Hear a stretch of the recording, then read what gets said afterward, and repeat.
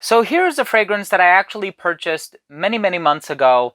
I never got around to formally reviewing it, and of course it's by Bath & Body Works, and I've reviewed many of their fragrances, including Oasis and Atlantic, if I'm remembering correctly. Well, here we have one that was actually released last year. I've had this for many months, and this one is called Canyon.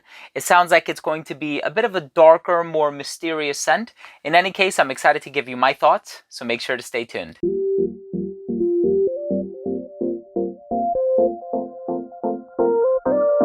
Now, before I begin my review of Canyon by Bath & Body Works and tell you all about this fragrance, if I think it's worth the price tag of $39.50, and they do occasionally run promotions, so you could potentially find it much cheaper than that, I do want to start things off by mentioning if you are a fan of fragrance-related content, please do consider supporting this channel by subscribing to it. Make sure to enable all notifications by clicking on the bell icon, and of course, give this video a thumbs up if you take something of value from today's episode. So here we have a fragrance with a very simple note breakdown. It includes black pepper, desert sand, and crisp vetiver, or at least those are all the notes / accords that are listed on the back of the box. And of course, with that being said, I always just try to put my own nose on it and see what my nose picks up, because a lot of times, there's a lot more than meets the eye with many fragrances, especially going beyond the note breakdown. And I certainly had a very strong impression of this one, and I knew what I was smelling when I smelled it in stores, and I said, you know what?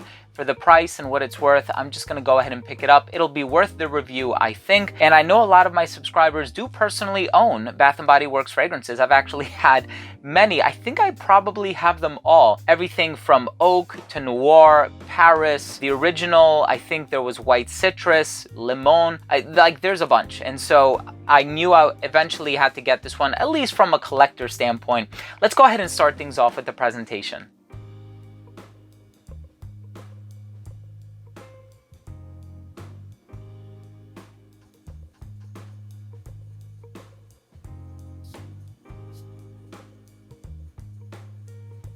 So the thing is, despite the note breakdown, this fragrance actually opens up very fresh, very bright.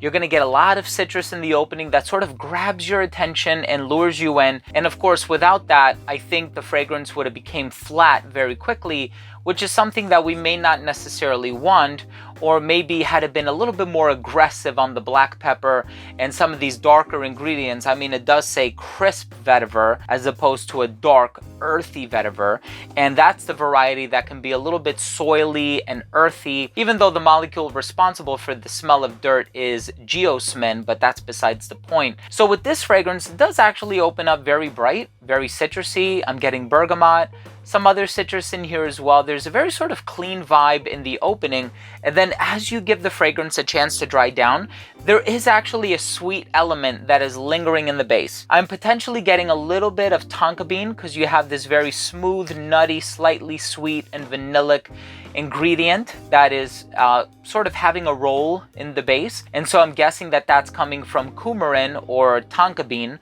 just to put it more plainly. Now, in terms of the notes that are actually listed on the back, of course, desert sand is an imaginary note or accord, just to try to sort of kind of put you in the vibe of what they were trying to achieve with the smell of this fragrance, but I think also to create some disparity among many of their other offerings, because they already have a lot of fresh fragrances, and of course that's what sells, right? The very bright, citrusy, ozonic scents.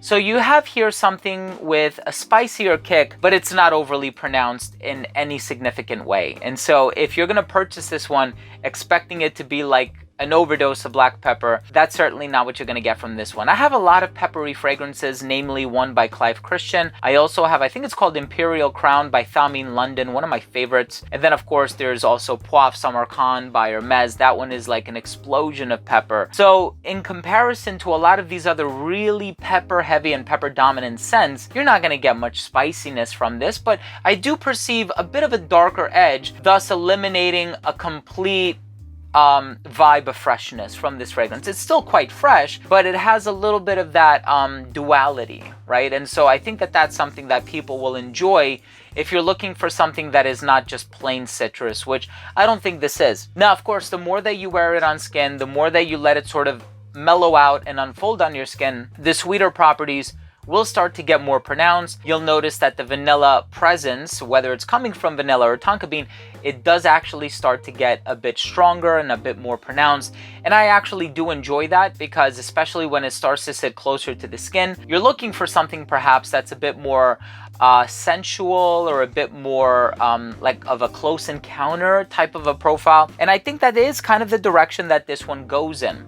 In terms of the vetiver, yes, it's a very clean vetiver, very easygoing, very amiable. Not even necessarily, because when I think of clean vetivers, I think of Original Vetiver by Creed, and a fragrance that smells similar to that is Mugler Cologne, rest in peace Thierry Mugler. But in the case of this fragrance, I don't think it's that kind of a vetiver. And so that was another note that I was having a really hard time finding in this fragrance, because I think vetiver has a very unique profile that does have the tendency of smelling rather rich and balsamic, and in some cases very herbal and earthy and even dirty at times. And so that's quite the disparity from what you're going to get here. So overall, it's a fragrance that opens up sort of very bright, very fresh, very citrusy, very easy to wear. It will remind you of some popular men's fragrances on the designer side of things, and that's kind of the direction that I think a lot of brands are going in. Just a fragrance that is going to be universally appealing, something that's going to get you compliments, hopefully something that lasts a long time. And so the longevity section is coming up. Let's see if this fragrance checks off those boxes. But that's it in terms of the smell. Let's go ahead and finish things off with my overall assessment. So first up, in terms of the uniqueness and the overall smell, to be honest with you, this is something that I've smelled before. I can't tell you from where, but it really just has this combination of citrus and warm tonka bean. And I don't think it's anything groundbreaking. I just think it's a very sort of known DNA that many people have tried. And if you never said anything, if you never mentioned vetiver or pepper, those certainly wouldn't be two notes that came to mind right away. I think there's a lot else going on in this fragrance, and especially if you look at the ingredients, and I'm hoping I'm able to locate them. Sure enough, you do have coumarin, which comes from tonka bean. You also have citronellol, which is a very bright citrusy ingredient. Linalool, which can be a little jasmine-y, a little citrusy as well. And so yeah, it's just citrus and coumarin. But it smells really nice. In terms of the longevity, you can expect about 4 to 5 hours on your skin. Longevity is not great. These are eau de cologne concentration from what I'm given to understand, but the price is pretty good.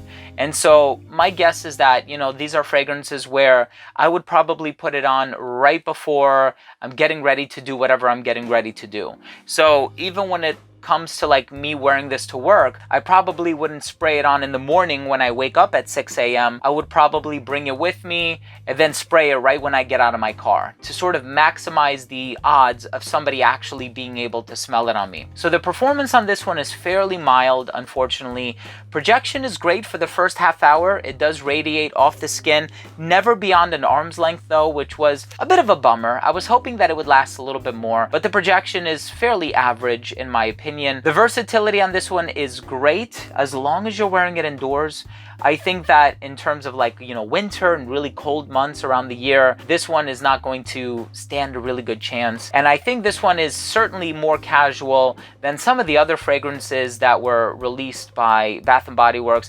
I always loved, you know, Mahogany Woods. I think that's a beautiful scent. They made a lotion that smells quite similar to it recently, which I actually purchased, and I was delightfully surprised to see that they didn't completely trash the formula, but I'm hoping for a re-release of that one. I'm sure it wasn't their bestseller when it was still available, but something like that is more formal. This one is more casual.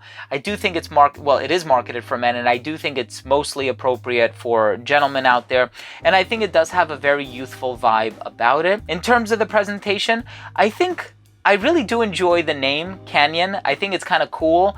I think it gives you something more adventurous, kind of an adventurous vibe. And perhaps, yeah, if you're going to be climbing mountains and rock climbing and, you know, just being out there, I think you are looking for something that is going to smell fresh, right? And something that keeps you feeling refreshed and clean. And so perhaps that's the vibe they were going with, but I was expecting something a bit more dark, I suppose, or a bit more mysterious. Like I know Min New York has a fragrance called Dune Road, if I'm not mistaken. So if you smell that, you're like, ooh, this is cool. This is rather avant-garde and experimental. And so this one, I kind of thought I was going to get something in that vibe, but hey, it's Bath & Body Works, very safe, very mass appealing, easy to wear, easy to gift, and also really affordable at the same time. And my final verdict on this one is, I don't think it's anything new. I don't think it's anything groundbreaking, but it does smell good. My wife really enjoys it.